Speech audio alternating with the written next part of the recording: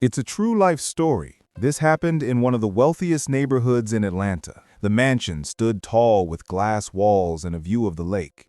Inside lived Richard Cole, a billionaire investor known for his strictness, and his wife, Emily, a soft-spoken, pregnant woman in her late 20s.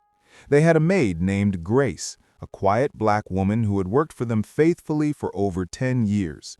She cleaned, cooked, and cared for Emily like family. Everyone in the house trusted her, or at least that's what she thought. One chilly morning, chaos broke out. Richard stormed into the living room, his face pale, holding his laptop. His voice echoed through the house as he shouted that $500 million had disappeared from his main investment account. Emily froze, her hand resting on her belly. The air was thick with tension. The accountant confirmed that the funds were transferred from Richard's secure offshore account just the night before.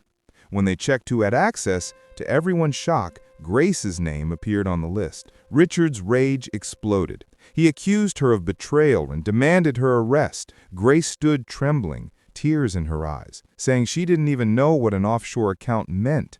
Emily begged her husband to calm down, saying there must be a mistake. But Richard had already called the police. As Grace was led away in handcuffs, Emily's heart ached. Something deep inside told her the woman was innocent. That night, while the world slept, Emily couldn't close her eyes. She whispered to herself, "Something doesn't add up." She decided she would find the truth, even if it meant going against her husband. If this is your first time watching our channel, please like this video, subscribe, and comment below where you're watching from. Your support helps us bring more real-life stories like this one to you. Emily couldn't stop thinking about Grace that night. The image of the maid's teary eyes haunted her. Grace had been more than a worker. She was a companion who had stood by Emily during difficult times. She remembered how Grace stayed by her bedside through her first miscarriage 2 years ago, praying and comforting her when no one else did. Could a woman like that really steal $500 million? It didn't make sense. The next morning, Emily went to the police station, pretending she was only there to check on Grace. When she saw her behind bars, wearing the same uniform she had been arrested in, her heart broke. Grace kept repeating the same words. "I didn't do it, ma'am. I swear I didn't." Emily believed her completely. She promised quietly that she would help her. Grace only nodded, her eyes swollen from crying. When Emily returned home, she tried to reason with Richard, but he was furious and refused to listen. "Emily, I trusted that woman with everything. The system showed her access. Who else could it be?" he shouted. Emily didn't argue. She only asked for a copy of the financial report, pretending it was for legal reasons. That evening, while Richard was out at a business dinner, she printed out every page and began reading. The more she looked at the details, the more confused she became. There were strange offshore transfers made months before, long before Grace's name appeared anywhere on the access list. That was when it hit her. Someone had been planting digital trails long before this theft happened. And if she was right, this was bigger than a maid's accusation. Emily sat in the quiet study, her laptop glowing softly in the dark. She wasn't a financial expert, but she knew how to read basic records. The files showed a pattern. Transfers made to an unknown account registered under a shell company in the Cayman Islands. What caught her attention most was the name attached to those transactions, Davenport Holdings. It sounded familiar. After a moment, she realized it belonged to her husband's longtime business partner, Mark Davenport. Richard trusted him with everything: investments, offshore accounts, and even family vacations. But now, Emily's gut told her something wasn't right. She picked up her phone and tried calling Mark that night, pretending to ask about her husband's stress levels. His voice came out too calm, almost rehearsed. "Don't worry, Emily," he said. "Richard is just upset. The money will show up somewhere. Maybe a system glitch." But his tone made her uneasy. The next day, she visited Richard's office without telling anyone. She noticed that Mark's car was already parked outside, even though it was a Sunday. Through the half-open door, she overheard their voices. Mark was telling Richard that Grace had probably worked with hackers and that the police should dig deeper into her phone. Richard agreed angrily, not knowing his wife was listening nearby. Emily's heart pounded. Grace's phone had been taken by the police, but she knew the woman didn't even use online banking. She used an old keypad phone with no internet. The story didn't fit. Emily quietly took pictures of the documents on her husband's desk with her phone before slipping out unnoticed. That night, she decided she needed help. Someone who could dig deeper into digital money trails. The next morning, Emily called her cousin Daniel, a cybersecurity analyst who worked with a private firm in Chicago. She told him everything: the missing money, Grace's arrest, and her growing suspicion about Mark Davenport. Daniel was shocked at first, but he agreed to help quietly. "Send me every document, every screenshot you have. If someone framed that maid, we'll find the fingerprints." Emily transferred the files to him in secret, careful not to use the family Wi-Fi that Richard could monitor. 2 days later, Daniel called back with results that made her tremble. He said several of the transactions had been routed through encrypted servers, and one of the devices used to authorize them had a digital fingerprint that matched a laptop belonging to Mark Davenport's company. "But that's not all," Daniel continued. "Grace's login ID was used, but from an IP address in Miami. She was in Atlanta that night. There's no way she did this." Emily covered her mouth in shock. It was clear that someone had cloned Grace's access and set her up as the thief. Emily knew she couldn't reveal what she'd found yet. If she confronted Richard now, he might tell Mark and destroy the evidence. So she pretended to move on with life, focusing on her pregnancy while secretly communicating with Daniel every evening. Together, they planned to collect enough proof before going to the authorities. Emily felt a growing fear, but also a spark of courage. For the first time, she realized how dangerous truth could be. But she couldn't let an innocent woman rot in jail for something she didn't do. Over the next few days, Emily started paying close attention to Mark Davenport. He had been visiting their home more frequently, always bringing files for Richard to sign. But Emily noticed his behavior had changed. He was overly polite, overly helpful, and strangely nervous whenever she entered the room. Her instincts screamed that he was hiding something. One afternoon, while Richard stepped out to take a call, Emily glanced at Mark's phone, which he had left on the table. A notification popped up, an alert from an offshore banking app. She memorized the first few digits of the account number before he returned. Later that night, she shared the details with Daniel, who ran another search. What he discovered shocked both of them. That same account had received large deposits over several months, totaling more than $700 million. The money trail led straight to a luxury real estate company in Dubai, owned under a false name. "Emily," Daniel said carefully, "your husband's partner has been siphoning money for years. This $500 million wasn't just missing, it was the final piece of a much bigger fraud." Emily's hand shook as she ended the call. Everything was starting to make sense now. The fake trail, Grace's arrest, Mark's calmness. But she also knew Richard was still blind to it all. The next morning, she tried to talk to him again.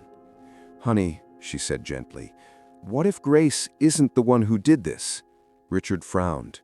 "Emily, please, don't start again." He didn't know his wife was already preparing a trap, one that would expose the real thief before it was too late. That evening, Emily couldn't rest. Her curiosity had turned into quiet fear.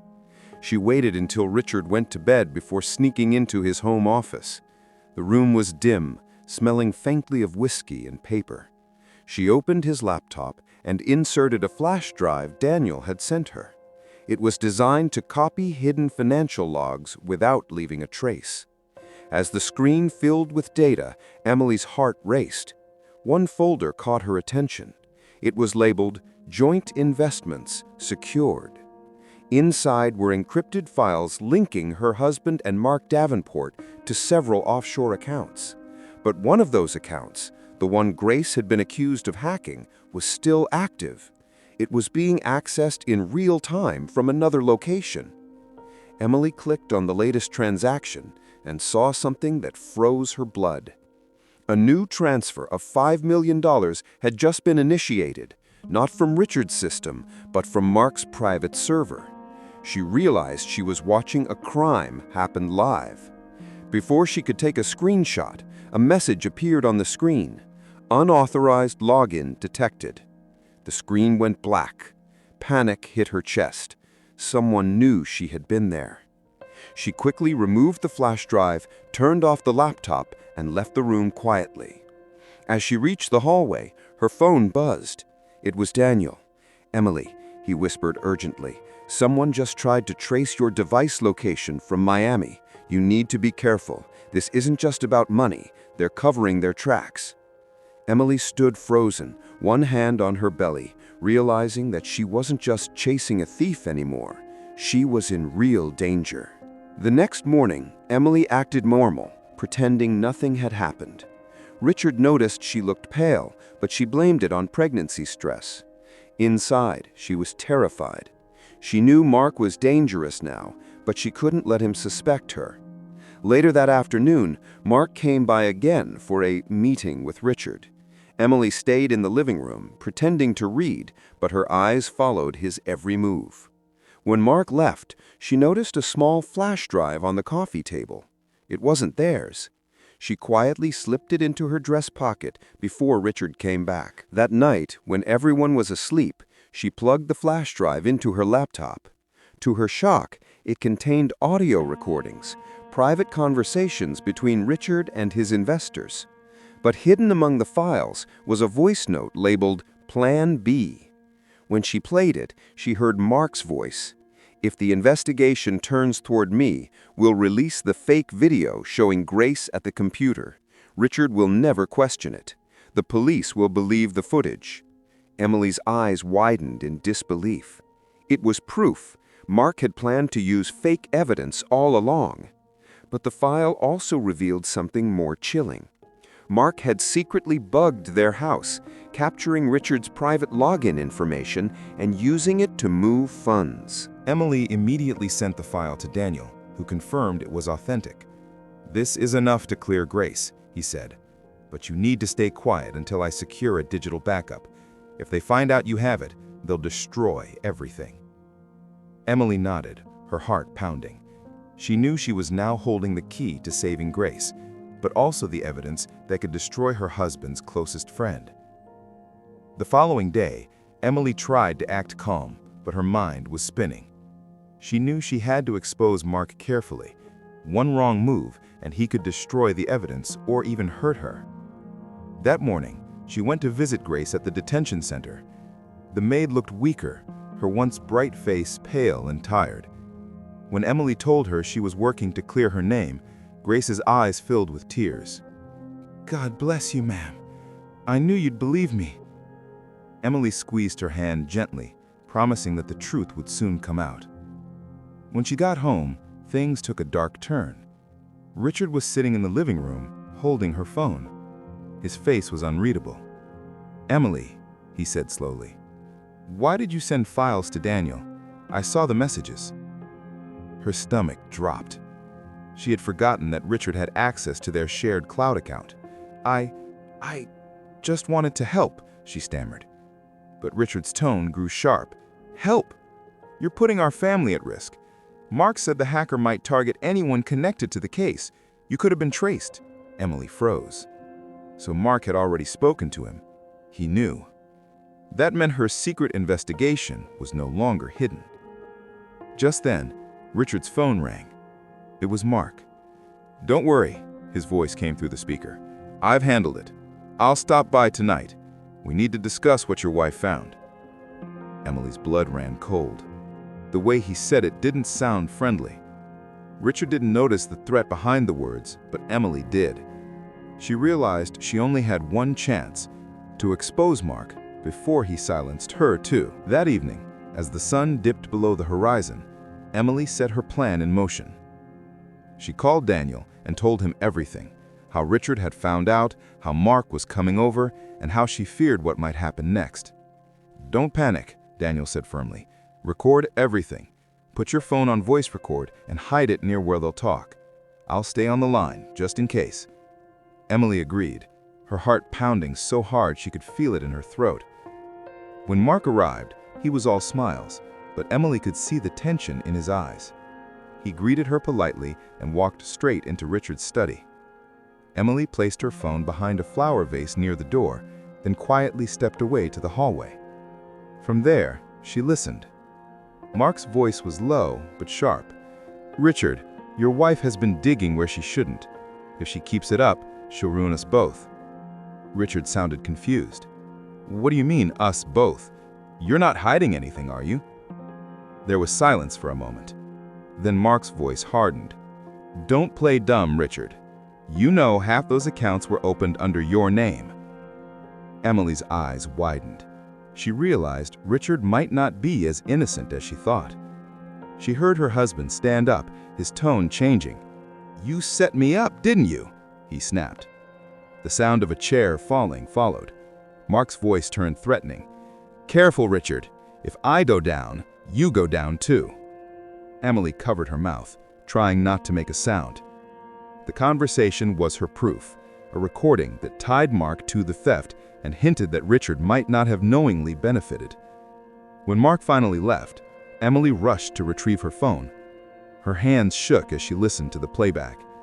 It was all there, the confession, the threats, everything. She knew it was time to act. The next morning, Emily met Daniel in a quiet cafe far from home.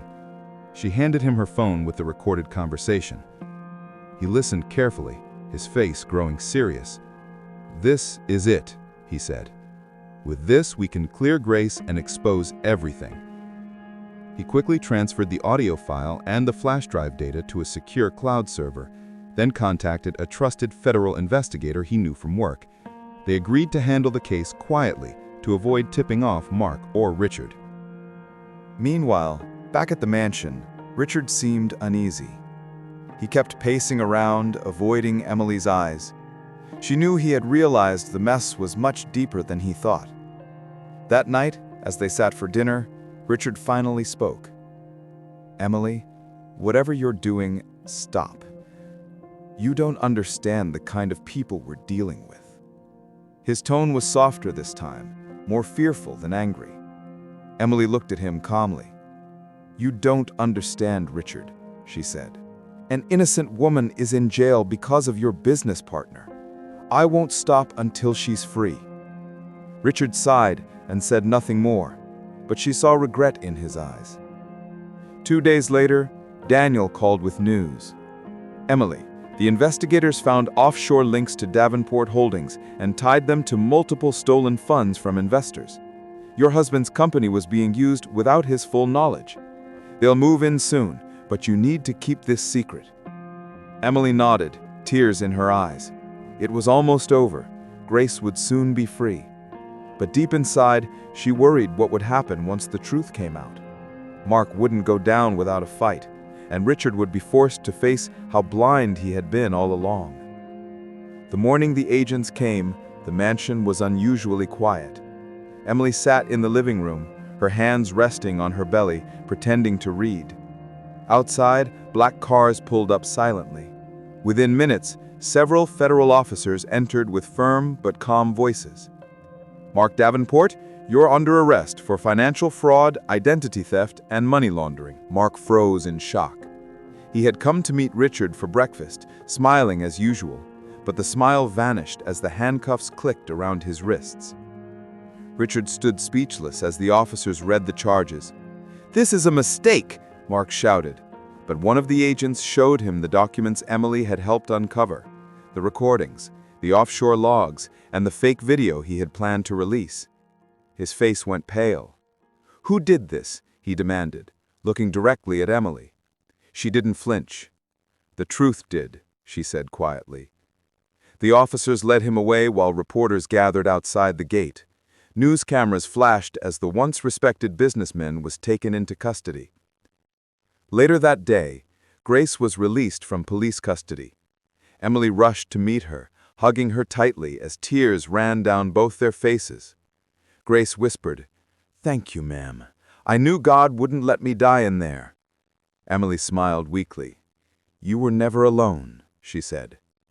Richard, who had come along silently, watched the two women. Shame filled his eyes as he realized how wrong he had been. That evening, he confessed to Emily that Mark had used his trust and manipulated his company's finances for years.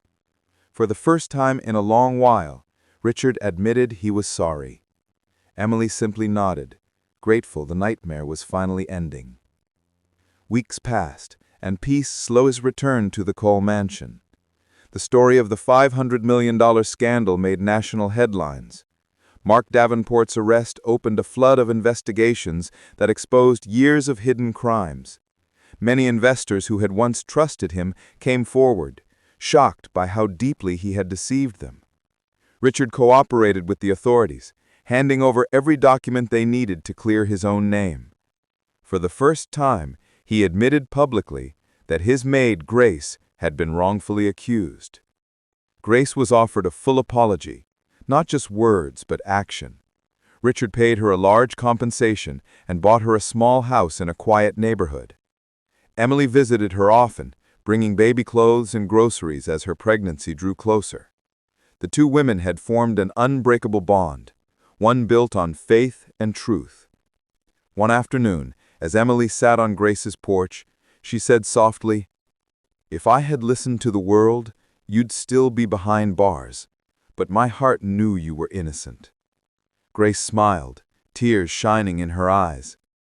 "Sometimes, ma'am, God hides the truth just long enough for us to see who we really are." Months later, Emily gave birth to a healthy baby boy. Richard held the child in his arms, grateful for a second chance, not just at family, but at life. The scandal had nearly destroyed them, but it also taught them the true meaning of loyalty, honesty, and courage. Grace was offered back to work if she ever wanted, but she chose to start her own cleaning business instead. Emily supported her proudly, and every time she looked at her son, Emily remembered that night she followed her heart, the night that saved an innocent woman and uncovered the truth. If this story touched your heart, don't forget to like this video, subscribe to the channel, and comment where you're watching from. Your support helps us share more true stories that inspire and remind us good people still exist.